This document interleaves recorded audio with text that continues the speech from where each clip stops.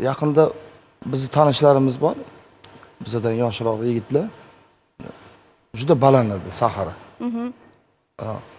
Shu qanaqadir operatsiya qildirdi-da, oldirib tashladim. Nimanidir oldirib tashladim, bez oldirib tashladimmi yo oshqozonni kichkinalashtirdimi?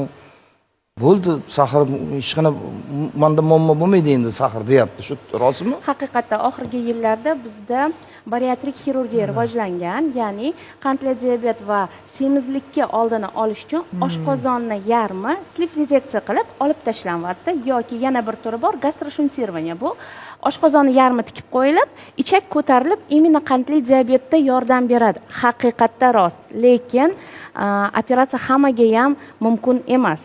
Ko'pchilik insonlar o'ylashadi, nimadir olib tashladim. Olib tashlamadi. Ularni oshqozonni kichraytirib berildi. Nimaga? Kamroq ovqat yeyish uchun. Kamroq ovqat yeganda qondagi qand tushadi. Va bu operatsiyalar xili har xil, bittasi semizlar uchun qilinsa, bittasi aynan qandli diabetlar uchun qilinadi. Lekini bor, agarda oshqozonni operatsiya qilgandan keyin qo'lida kola ko'tarib yurib, yana shirinliklar ichadigan bo'lsa, qondagi qand yana ko'tariladi.